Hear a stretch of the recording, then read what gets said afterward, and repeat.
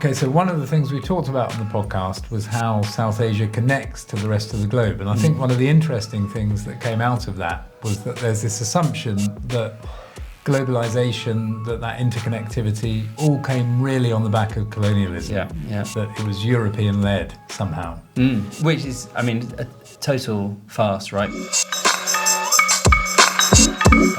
Because if you think about going back to antiquity 3,000 or so years ago, there were spices moving across the Indian Ocean. Exactly. From Indonesia and Sumatra up to the Levant. And if you imagine the coastal arc, the sort of northern cusp of the Indian Ocean itself, stretching from Cape Comorin in southern India through Gujarat, over the Arabian Peninsula, Yemen, and then down into East Africa. Yeah. All of these places, this huge contiguous landmass, is connected by thousands of years of trade, migration, hybridity. Yeah, the pepper, cardamom, ginger, documented to travel through the Red Sea and into the Levant in the Greek maritime traders document, the Periplus of the Erythraean Sea, which was written 2,000 years ago and really kind of neatly and with in incredible detail documents the coastal towns, the ports, and the demographics and the kind of cultural exchange from people specifically from the Hadramaut region, which is kind of intermediate desert region of what is now, I guess, southern Yemen. Yeah. And the port of Aden, of course, will come to that.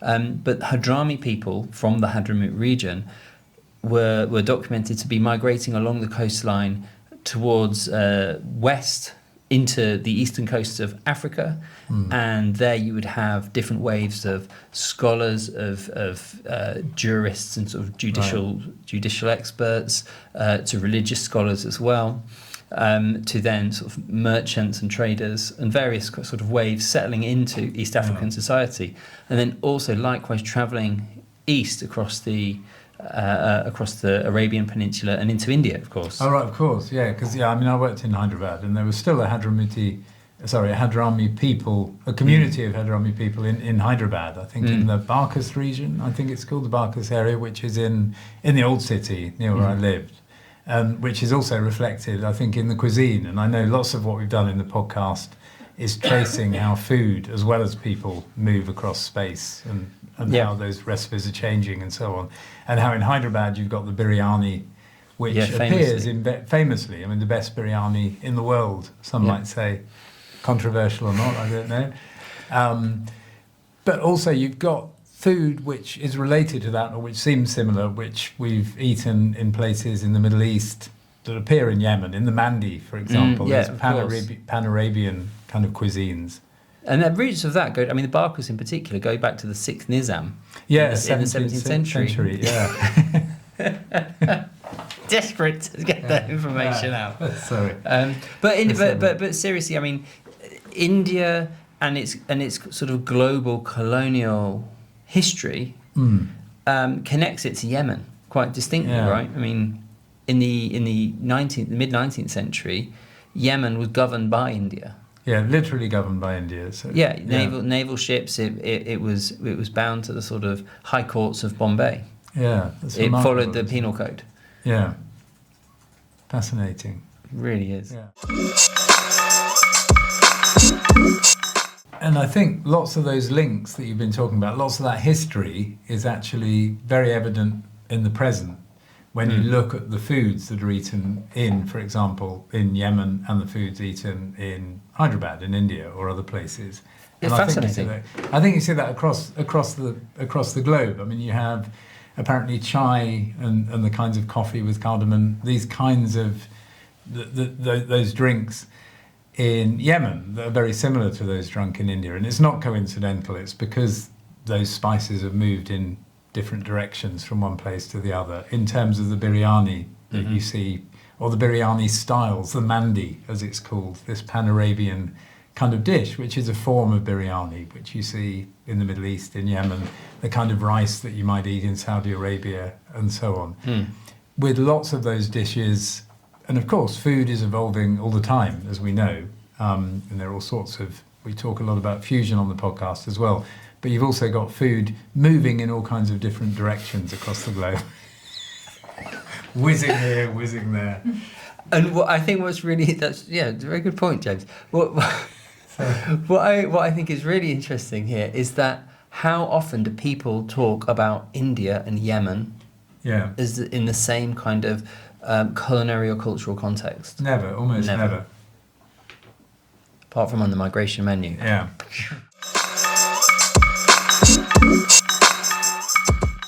Oh, I guess, coupled with that, of course, rice al-Bukhari, Bukharian rice. That's what I was trying to think of when I mentioned Saudi Arabia, but I couldn't remember the name of it. So this is a really interesting one because this sort of goes back to the Emir of Bukhara and the Great Game when the sort of Soviet empire was moving into West Asia and people were migrating from Bukhara into northern Afghanistan, bringing with them food and culinary practices, and it kind of created a particular dish. They became very famous as street stall vendors and so on. And then as the Russian encroachment developed, they moved further south into Kabul and set up as food stall sort of traders in Kabul. And then eventually a lot of these people moved to further east to Saudi Arabia, even as the Russians kept coming. And then in Saudi Arabia, the style of kind of oily, carroty and fruity raisin rice became sort of indigenized as an Arabian, Saudi Arabian dish. And now Bukhari rice, or ris al-Bukhari, is sold in places like Shepherd's Bush Market in London and advertised in Arabic specifically to Arabic speakers, Saudi Arabian Arabic speakers, who are also incidentally buying cloths and various things from the Shepherd's Bush Market to send back to Dubai to sell there, specifically advertised to them as a taste of home. As a taste of Saudi Arabia. And it's interesting because people feel very strongly about where their food has come from, who this food belongs to, in a way. I mean, there are all these debates about hummus and where hummus originates. Also about the samosa. I mean, I've read posts on Instagram talking about how the samosa developed first actually in Iran, or was sort of a Persian dish. We were speaking to someone else about the samosa recently, weren't we? Who said, hate to tell you, Punjabi, I can't remember. But the samosa, that this triggered a really kind of aggressive response from lots of people who felt that their culture was being denied, or there was an appropriation, of this. The samosa is classically Indian, North Indian kind of cuisine, snack food, and this idea that it might have come from somewhere else was seen as a terrible thing to say, despite the fact that, as you've already pointed out, the chili came from South America, the potatoes came in from other places, also from South America. That lots of the things that we think of as being, classic Indian cuisine are not at all. I mean, even rice, for example, when the British left in 1947, India didn't produce enough rice to feed its population. Most people didn't eat white rice, on a regular basis, whereas now it's the only thing that you haven't eaten if you haven't eaten white rice.